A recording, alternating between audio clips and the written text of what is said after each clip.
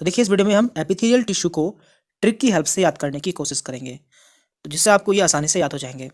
तो देखिए सबसे पहले हम देख लेते हैं सिंपल स्क्वेमस एपिथेलियम।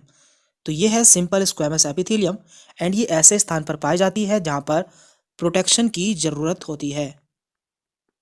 यानी कि हमारी बॉडी में जहाँ भी प्रोटेक्शन की ज़रूरत होती है वहाँ पर सिंपल स्क्वेमस एपिथेलियम पाई जाती है। और आपको इसके एग्जाम्पल याद रखने के लिए याद रखना होगा दिलबाग। तो देखिए इसमें D4 है diffusion membrane, L4 lungs and lymph vessels and BA4 blood vessels and Bowman capsule. यानी कि diffusion membrane, lung, lymph vessel, blood vessel and Bowman capsule, इन सभी पर सिंपल स्क्वेमस एपिथेलियम पाई जाती है। यदि आपके एग्जाम में क्वेश्चन आता है तो आप इस ट्रिक से उसे सॉल्व कर सकते हैं।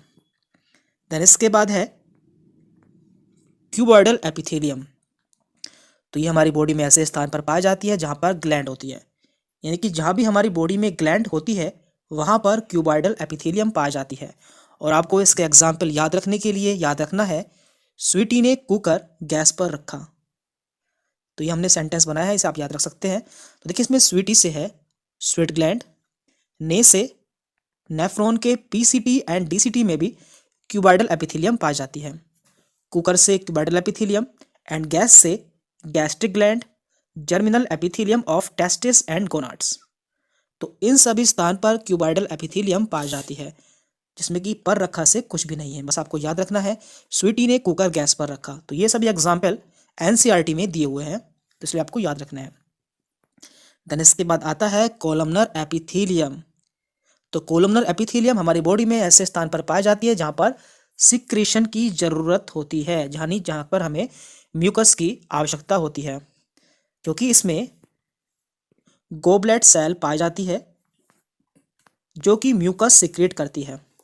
तो आपको याद रखना है कोसल के पेट में आंत नहीं है।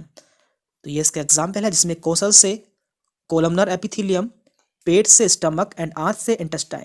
यानी कि columnar epithelium stomach and intestine की लाइनिंग पर पाई जाती है। तो आपको इस ट्रिक से ये दोनों एग्जाम्पल इसके याद हो जाएंगे। एंड इसके बाद है सीलिएटेड कोलमनर एपिथेलियम। यानी कि ऐसी कोलमनर एपिथेलियम जिसपे सीलिया पाए जाते हैं। तो इसके लिए आपको याद रखना है सीना फैलाओ ब्रोथर। तो इन सीलिया का काम पार्टिकल्स या फिर फ्लूइड्स को मूवमेंट या मूव करना होता है। तो आपको याद रखना है सीना फैलाओ ब्रोथर। तो सीना से है सीलिएटेड कोलमनर एपिथेलियम, फैलाओ से फैलोपियन ट्यूब एंड ब्रोथर से ब्रोंक्यूल्स। तो इनके काम क्या होते हैं? फैलोपियन ट्यूब में सीलिया का काम एग को यूट्रस की तरफ मूव कराना होता है एंड ब्रोंक्यूल्स में सीलिया का काम म्यूकस को थ्रोट की तरफ मूव कराना होता है। एंड लास्ट में है ट्रांजिशनल एपिथेलियम, जिसे कि यूरोथेलियम भी कहते हैं।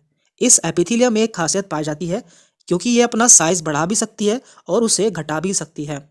इसके लिए एग्जाम्पल है यूरिया की ट्रेन। तो यूरिया से है यूरेथ्रा, URETHRA,